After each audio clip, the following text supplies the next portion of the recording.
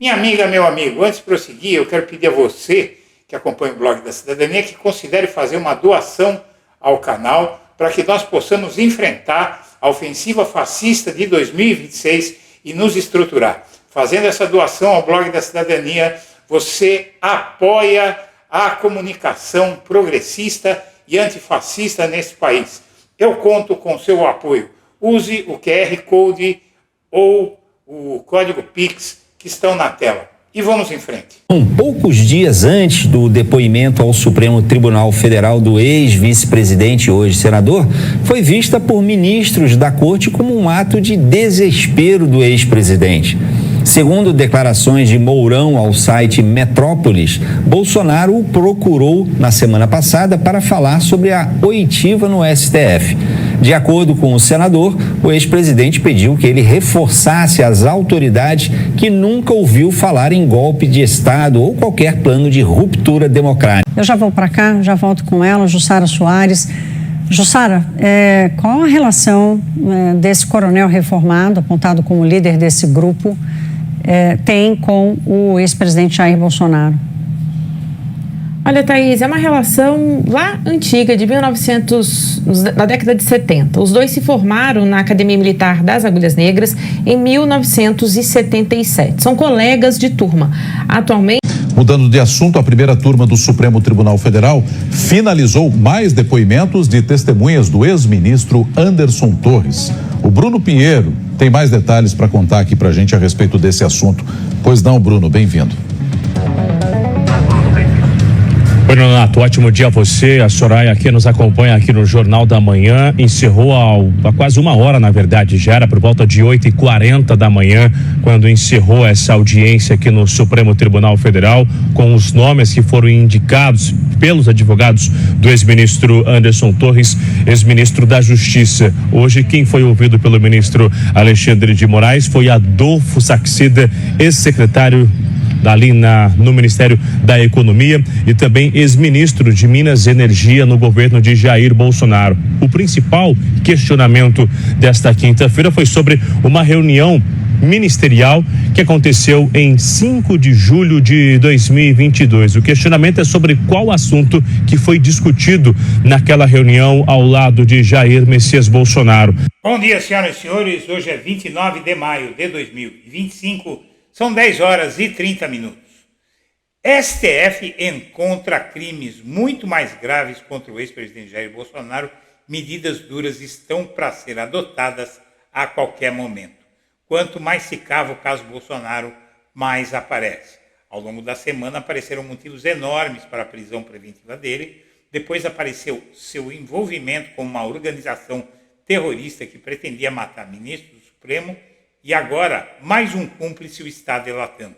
O que se consolida ao longo desta semana é a crença de que não dá mais para deixar Bolsonaro solto e seus asseclas agindo impunemente para espalhar desinformações, intimidar testemunhas e destruírem provas. O tribunal considera que é hora de começar a prender peixes graúdos da trama golpista preventivamente.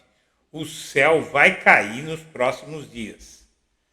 Ao usar o Eduardo Bolsonaro lá nos Estados Unidos para tentar escapar da prisão, Bolsonaro o tirou da eleição.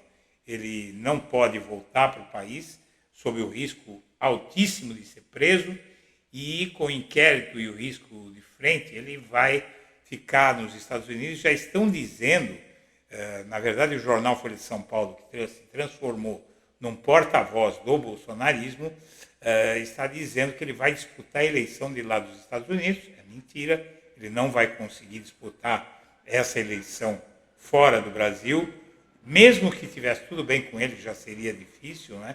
Mas a situação dele é muito grave, ele deve ser condenado rapidamente por tentar intimidar o Supremo Tribunal Federal, vai perder o mandato em mais algumas semanas e aí o Bolsonaro vai ter que responder pelas ações do filho lá nos Estados Unidos, que pelo menos está melhor que o Bolsonaro, porque o Bolsonaro está aqui dentro e pode ser preso.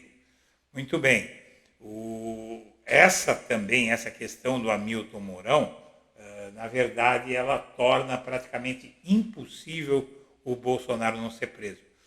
O Supremo teria que achar teria que ter vontade de salvar o Bolsonaro e ainda coragem para salvar o Bolsonaro de uma prisão preventiva. Por quê? Porque o Bolsonaro fez exatamente o que fez o general Braga Neto e tentou coagir, intimidar, direcionar uma testemunha, o que isso significa atrapalhar o processo contra si mesmo. Ou seja, obstrução da justiça, que figura no artigo 312 do Código de Processo Penal, que reza que essa tentativa de influir junto às testemunhas, de mudar os entendimentos de uma testemunha, é motivo para a prisão preventiva.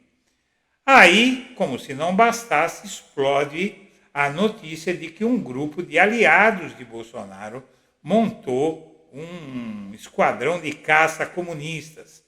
Uma deputada governista está pediu ontem à noite a instalação de uma CPI para investigar grupos nazifascistas e paramilitares ligados a Bolsonaro. A proposta surgiu após a investigação da Polícia Federal sobre essa organização criminosa chamada de Comando C4, que é referência a comando de caça aos comunistas, corruptos e criminosos.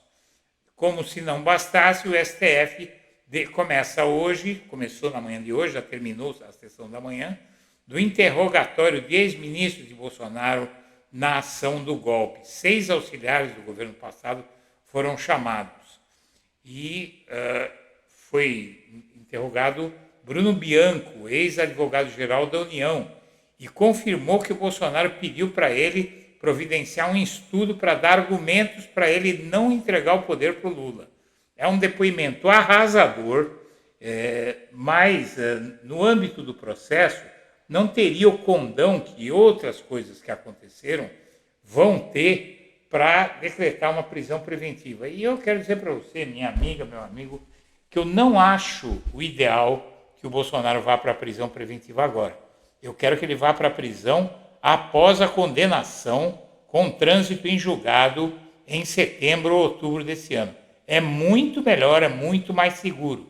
Mas, infelizmente, ou felizmente, né, para não se sabe quem, o Bolsonaro tem que ser preso preventivamente. Já há poucas dúvidas de que isso vai acontecer. Inclusive, há notícias de que ministros do Supremo estão procurando uma forma de não prender agora, porque eles acham que o Bolsonaro fez algumas coisas, essa ofensiva contra o Mourão, por desespero. Mas aí eles teriam que inferir, né, supor isso, porque as ações dele dizem outra coisa.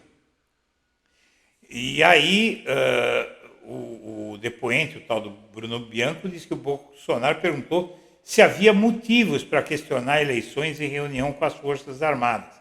Ou seja, ele estava caçando uma forma de não entregar o poder. E o ex-AGU informou Bolsonaro que a eleição foi absolutamente transparente.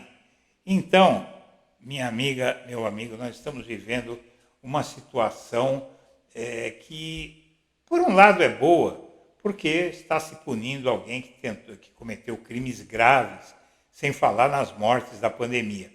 Mas, por outro lado, senhoras e senhores, é péssimo, porque o Brasil vai se conflagrar muito, porque uma parte do bolsonarismo vai resistir e ele é gente muito perigosa, gente descerebrada, gente que atira bomba, gente que comete loucuras, que sai quebrando tudo na rua. Então, realmente, estamos vivendo um momento de muita preocupação no Brasil e é preciso muita serenidade e apoio ao atual sistema brasileiro, ao STF, ao governo federal, porque são eles que estão nos salvando da escuridão.